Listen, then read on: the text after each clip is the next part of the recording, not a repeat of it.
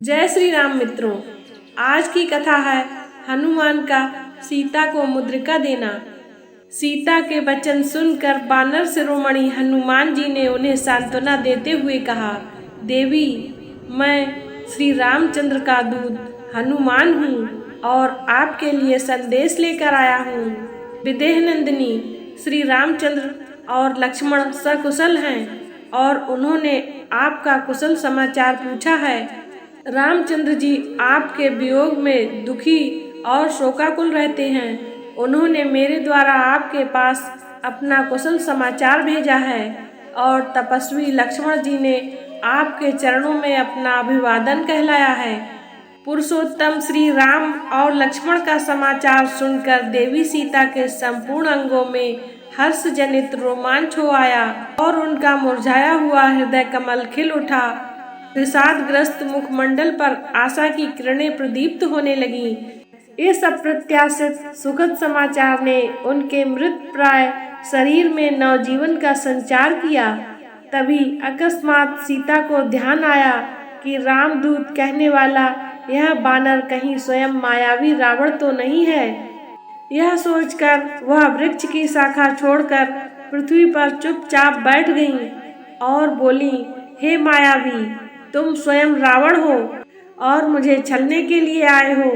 इस प्रकार के छल प्रपंच तुम्हें शोभा नहीं देते और न उस रावण के लिए ही ऐसा करना उचित है। और यदि तुम स्वयं रावण हो तो तुम्हारे जैसे विद्वान शास्त्रज्ञ पंडित के लिए तो यह कदापि शोभा नहीं देता। एक बार सन्यासी के वेश में मेरा अपहरण किया, अब एक बानर के वेश में मेरे मन का भेद जानने के लिए आए हो। धिक्कार है तुम पर और तुम्हारे पांडित्य पर। यह कहते हुए सीता शोकामग्न होकर जोर जोर से विलाप करने लगी। सीता को अपने ऊपर संदेह करते देख हनुमान को बड़ा दुख हुआ। वे बोले, देवी, आपको भ्रम हुआ है। मैं रावण या उसका गुप्तचर नहीं हूँ। मैं वास्तव में आपके प्राणेश्वर राघवेंद्र का भेजा हुआ दूत हूँ। अपने मन से सब प्रकार के संशयों का निवारण करें और विश्वास करें कि मुझसे आपके विषय में सूचना पाकर श्री रामचंद्र जी अवश्य दुरात्मा रावण का विनाश करके आपको इस कष्ट से मुक्ति दिलाएंगे। वह दिन दूर नहीं है जब रावण को अपने कुकर्मों का दंड मिलेगा और लक्ष्मण के तीक्ष्ण बाणों से लंकापुरी जलकर भस्मीभूत हो जाएगी। मैं वास्तव में श्री राम का दूत हूँ। वे बन बन में आपके वियोग में दुखी होकर आपको खोजते फिर रहे हैं। मैं फिर कहता हूँ कि भरत के भ्राता श्री रामचंद्र जी ने आपके पास अपना कुशल समाचार भेजा है और शत्रुघ्न के सहोदर भ्राता लक्ष्मण ने आपको अभिवादन कहलाया है। हम सबके लिए यह बड़े आनंद और संतोष की बात है कि राक्षस राज के फंदे में फंसकर भी आप जीवित हैं। अब वह दिन दूर नहीं है जब आप पराक्रमी राम और लक्ष्मण को सुग्रीव की असंख्य सेना के साथ लंकापुरी में देखेंगी। बानरों के स्वामी सुग्रीव रामचंद्र जी के परम मित्र हैं। मैं उन्हीं सुग्रीव का मंत्री हनुमान हूँ, न कि रावण या उसका गुप्तचर। जैसा कि आप मुझे समझ रही हैं, जब रावण आपका हरण करके ला रहा था उस समय जो वस्त्र आभूषण आपने हमें देखकर फेंके थे वे मैंने ही संभाल कर रखे थे और मैंने ही उन्हें राघव को दिए हैं। उन्हें देखकर रामचंद्र जी वेदना से व्याकुल होकर विलाप करने लगे थे।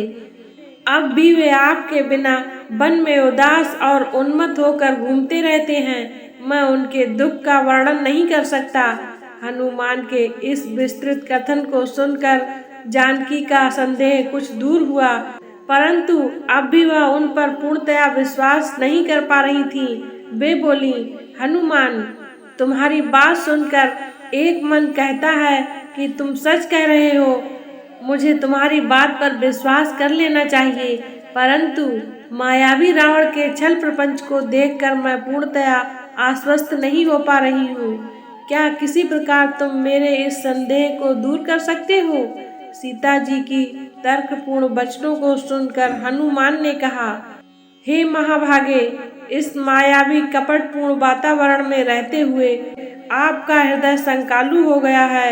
इसके लिए मैं आपको दोष नहीं दे सकता, परंतु आपको यह विश्वास दिलाने के लिए मैं वास्तव में श्री रामचंद्र जी का दूत हूँ। आपको मैं एक अकाट्य प्रमाण देता हूँ।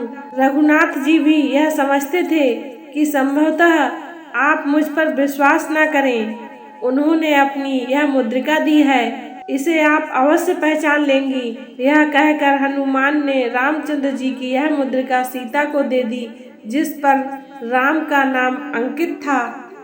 आज की कथा को यहीं पर विराम देते हैं। कथा को पूरा सुनने के लिए धन्यवाद। इससे आगे की कथा है हनुमान का सीता को धैर्य बंधाना।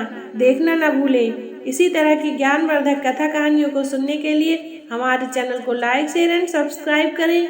जय श्री राम।